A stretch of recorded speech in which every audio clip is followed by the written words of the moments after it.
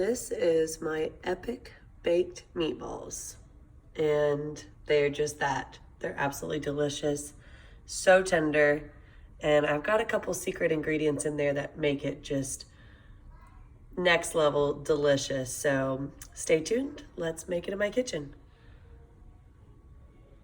What I'm doing first is what makes these pretty epic and unique and so flavorful and creamy. So I've got some basil and garlic in here. I've got a cup of basil and 2 cloves of garlic. And I'm just gonna pulse that until the basil's finely chopped first.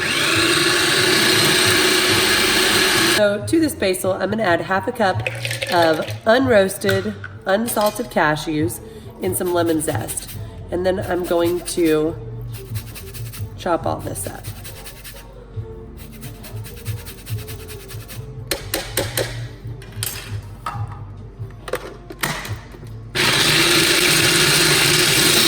So what you end up with is this like doughy like cashew crumble situation. I don't even know what I should call it, but all those little bits of cashews are creamy.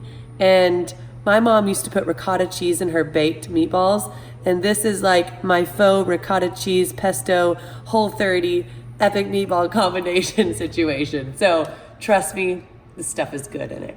Got that cashew basil situation right here, some ground pork, ground beef. I've got 2 whisked eggs. I am gonna do plenty of salt and pepper to season this. A teaspoon and a half of salt, some black pepper. I'm also gonna do half a teaspoon of oregano and just a pinch of crushed red pepper flakes. My kids are eating these tonight. I don't wanna kill them, but they're okay with a little bit of heat. And then I've got 2 tablespoons of arrowroot to just help kind of bind these. And just finely dice this up. So small, and it's gonna bake inside those meatballs and add some really good fat and flavor to them. All right, and you can see that this bacon is super finely chopped. Just gonna toss that in there. Time to get our hands dirty, the best kitchen tool you've got, and just get after this until it's well combined.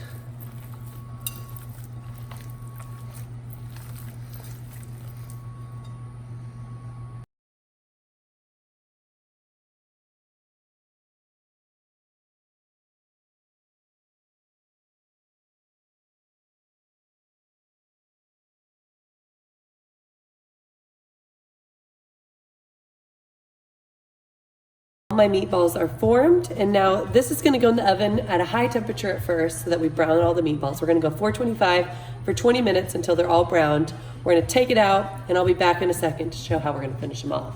This is what they're gonna look like after 20 minutes. They're nice and browned on the top, and all we're gonna do is we're simply going to lower the temperature in the oven to 325, and we're gonna pour a 32-ounce bottle of Rao's, or whatever your choice of marinara sauce is. I love Rao's because it's compliant, it tastes great. I used to be against jarred marinara until I discovered Rao's, and it's nice to have a little convenience around the house, you know?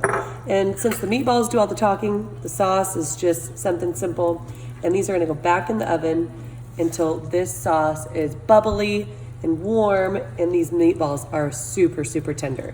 So that's gonna take another like 40 to 45 minutes.